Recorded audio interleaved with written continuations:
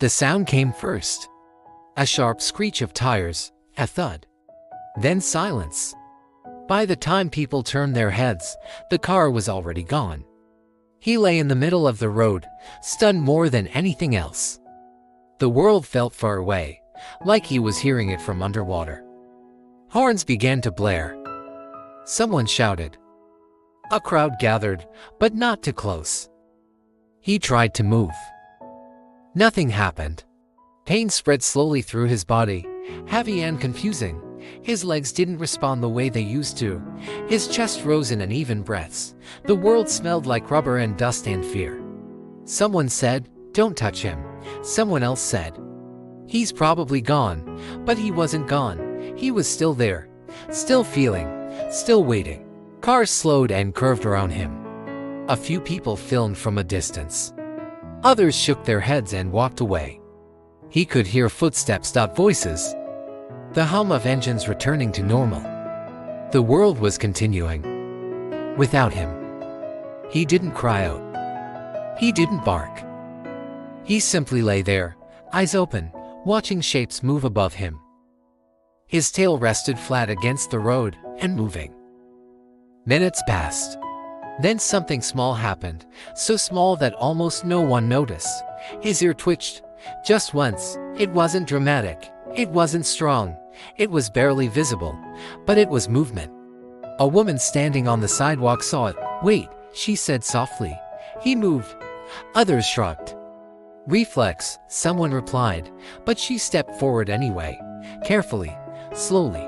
She knelt a few feet away, lowering herself to his level. The dog's eyes shifted toward her voice. They weren't empty. They were tired, searching. "Hey, you're still here," she whispered. Her hand didn't reach for him immediately. She let him see her first. Let him know she wasn't rushing, wasn't loud, wasn't leaving. And then it happened again. Another small movement. This time, it wasn't his ear. It was his tail. Not a wag, not yet. Just the faintest lift, a tremble against the pavement. The woman's breath caught. No one expected that. Not from a dog who had just been hit. Not from a dog lying so still. Not from a body that looked so fragile. But his tail moved. It was slow, weak, almost uncertain, like he was testing whether the world was still safe enough to try. The crowd grew quieter, because that small movement said something loud. It said, "I'm still here." The woman inched closer. "I'm going to help you," she murmured. His eyes stayed on her. He didn't growl. He didn't snap. He didn't turn away.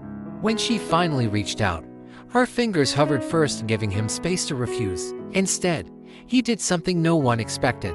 He leaned just slightly into her touch. That tiny lean broke something open in the air. The bystanders stopped filming. Someone ran to stop traffic properly.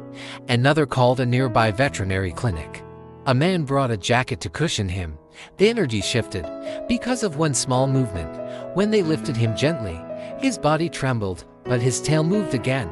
At the clinic, the staff worked quickly but calmly. Bruising, a fractured leg, dehydration, pain.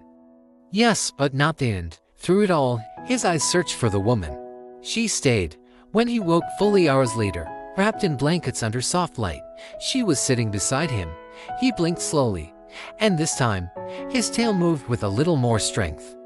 Not because he wasn't hurting, but because he wasn't alone. Days turned into careful steps. He struggled to stand at first.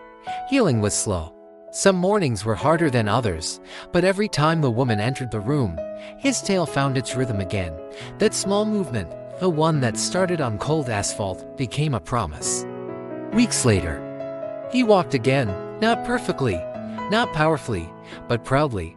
The road that once felt endless and caring now felt like something behind him. And when he stood in the sunlight beside the woman who noticed his tiny twitch, his tail wagged fully, strong and sure. No one expected that. All it took was one small movement. And one person who chose to see it.